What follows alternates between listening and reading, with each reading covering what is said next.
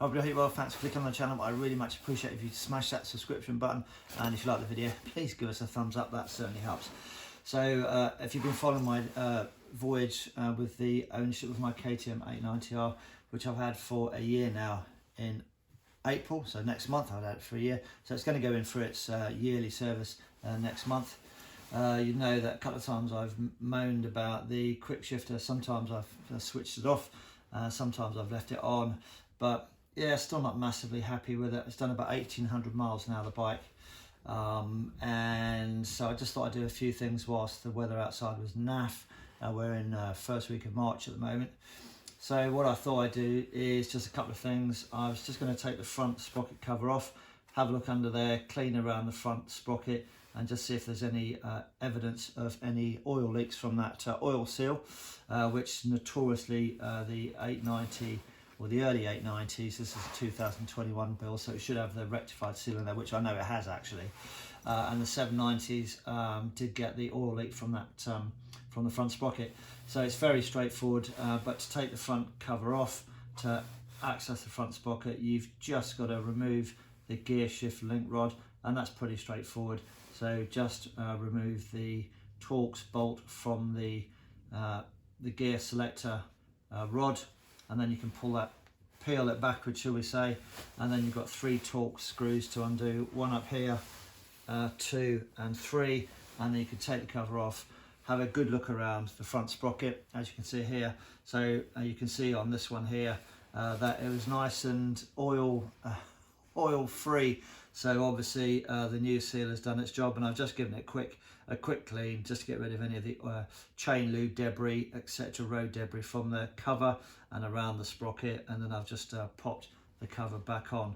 So that's a 5-minute job really to do that. So to put that cover back on, and be very careful, because these 3 bolts, Torx bolts that you put in the first time I took the cover off on this top one, I torqued it up with my torque wrench too high. Actually, I didn't have the right setting, and I nearly stripped the thread on it, so I had to get some new bolts from my KTM dealer, so I keep them as spares. So this top one, I haven't quite threaded it, still nips up, but all of these 3 bolts on the cover, you have to use blue thread lock, so that keeps them in nice and tight. So just be very careful here. I tend not to use the torque wrench now. I just do them hand tight and a bit for mum, as they say, because I'm very nervous about stripping the threads on these. But yeah, just be careful that you don't over torque them and strip the threads. So that's a fairly easy thing to do. Take that front sprocket cover off, give it a good clean. So I'm quite happy that they've sorted the leaks, and I've had no other leaks on the bike as well. It's a well discussed topic on the KTM forum, so I'm more than happy with that. So the other thing I'm really not happy with, might not be the right word, but it's a Quickshifter. On all the videos I've done, I've sometimes had a bit of a moan about the Quickshifter, to such a degree that I've actually disabled it through the menu on the handlebar sort of thing there. So I've been running with a Quickshifter at the moment, but suddenly through first to second you're going through neutral, and it's not the smoothest of shifts, and also from second to third it will give me, well, I can only describe it like if you're riding a motorbike which hasn't got a Quickshifter, and then you just, without pulling the clutch, go from second to third, you get that, you get a bit of a jolt. So that's what I'm getting at the moment. So what I've done is I've tightened the chain up. Again, there's a video up here of me doing the process for tightening the chain. So it should be between 2 and 5 millimeters according to the manual that you get, and it should be between 2 and 5 mil between the top of the chain and a certain area on the bottom of the swinging arm. So I've tightened it now to 5 millimeters to see if that's going to make any difference. And also I'm just going to adjust the position of the gear shift pedal itself. So you've got the gear shifter connector rod, and you've got 2 nuts either end of it. One nut, this one here, to actually undo it. There's a left thread and a right thread. So to actually undo it, you have to turn the bottom nut down here in a clockwise direction. That undoes it, and then the top nut you have to undo it. Get my words out. Have to undo it in an anti-clockwise direction. So if you're unsure which way to turn it, you now know, because I've told you in the video. So, and then all you do is just grab hold of the bar and then just spin it one way or the other, and that will raise the height of the gear shift between the top of your boot and the bottom of the gear shift pedal, if you want to call it that. So I've just adjusted that to see if that's going to make any difference. So maybe my boot was too close and touching the gear shifter pedal, I don't know, but I'm going to adjust that and then take it out for a spin. And the other thing I'm going to do on one of the other forums that I saw, again I'll put a link to it here, was that some people were saying that once you undo the connector rod here, again it's just a Torx bolt, undo it, and everything is medium strength Loctite. When you put it all back, you can take this arm off here, which connects to the Quickshifter device, which is, it's got sort of a magnet kind of system on it, in case you wonder what these two black things were. Again, I'll try and put a close-up video of it in here, but you'll see once you take this bolt out that there is a scale, a notch scale around the inside of here, and then you've got the letter D at the 12 o'clock position, and then to the right of that is a white line, and apparently according to the forums, that white line to the right of the letter D should sit in the middle of the U-shape cutout, shall we call it, at the top of the gear selector shaft, the Quickshifter shaft. And in my case, that mark to the right of the D was sitting to the left of the center of that notch. So I've actually taken this little selector arm off. It's very easy to do, and then just moved it in a clockwise direction to get that white mark to the right of the D, sat in the middle of the cutout on the top of that Quickshifter selector bar, whatever you want to call it, up here. And then I've put it all back together, torqued it all up, and then obviously used Loctite medium as per the manual, etc. So that's everything, is all back together now, and I'm just going to jump on the bike and take it out for a quick ride and see if it's made any difference. Obviously the thing that's going to complicate is I've changed the gear selector position with the reference markings here, so that's changed a little bit. I've changed the position of the foot pedal, the gear pedal, and I've also tightened the chain. So I've done 3 things, and I'm trying to see if it's making any difference. Clearly you should only do one thing at a time, just like suspension, but I'm just going to see if it makes a difference. There's a possibility that when the bike was PDI'd and after its first service, or when it went for its first service, that the mechanics may have adjusted the top part of the scale, the markings here where the D is, when they reprogrammed the Quickshifter. So maybe they've done that, and it should be as it is, I don't know. But again, the Quickshifter will be reprogrammed next month when it goes in for its first year service.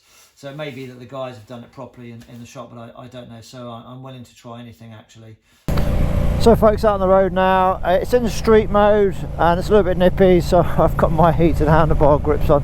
I'd be very interested, those of you who are a bit more experienced than me with a KTM Quickshifter, make any comments to suggest whether or not it's a standard thing. You know, first to second is a bit clunky, second to third not brilliant. It's when you when you get into the high gears that the Quickshifter is better.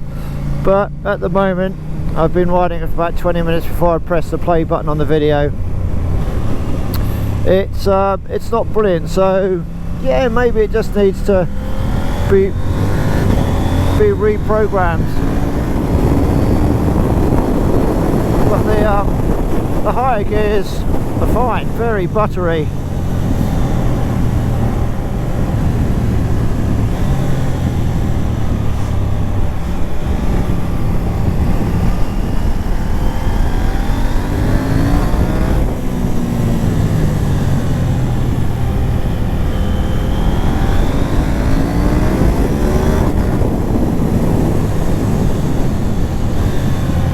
Try not to use the clutch.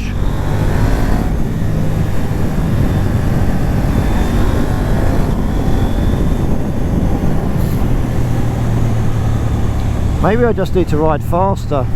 Maybe that's what it is, folks. So second to third, folks, if you've got experience with the old quickshifters and, you know, below 5,000 revs, second to third, it's always a bit clunky, then let me know. But it's got to get reprogrammed anyway when it goes in for its 12-month service.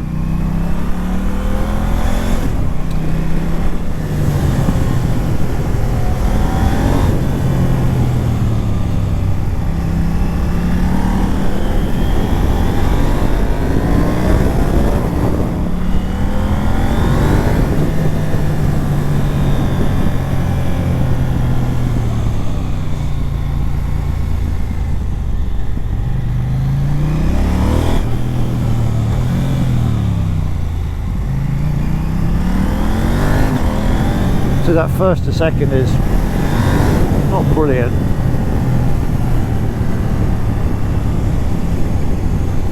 But maybe that's what they all do, don't know. But it's a great little machine. I can't say there's a great deal of change between first, second and third. Sometimes it gets a little bit nervy when it doesn't go into gear properly, so you know, I'm not resting my foot on the gear lever when I'm riding. My gear shift foot is sort of when it's not near the gear pedal, it's on tippy toes on the footrest. So I don't know, maybe it needs reprogramming, or maybe it's just that the KTM, just get past these two, it may be that the KTM doesn't really like the lower gears at low speeds, and it's in its element when it's sort of third gear above and going quick. I don't know, so if you've got any comments, guys, I'd really appreciate it. So at the moment, to me it looks like it might just need reprogramming, and a couple of times I've got a false neutral going into a bend, and that can be a little bit scary at times, but it's still bloody good fun.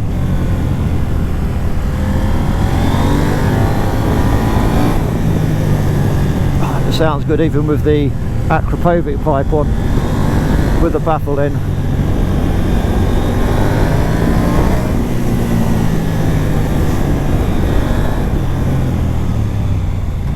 Is that hedgehog? No, bit of dirt from the field. Pop pop bang bang. First, second.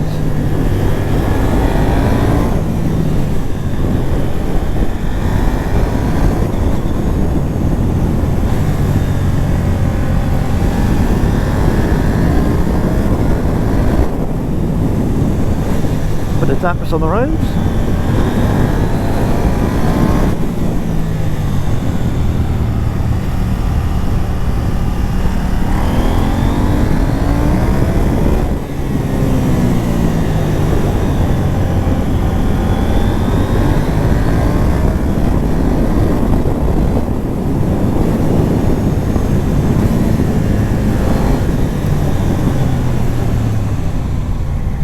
Well, that's it, folks. Hope you enjoyed the video. Ride safe, and if you've got any comments to make about the Quickshifter, please make them in the comments section down below. That would be great. As ever, ride safe. See you again soon in the next video.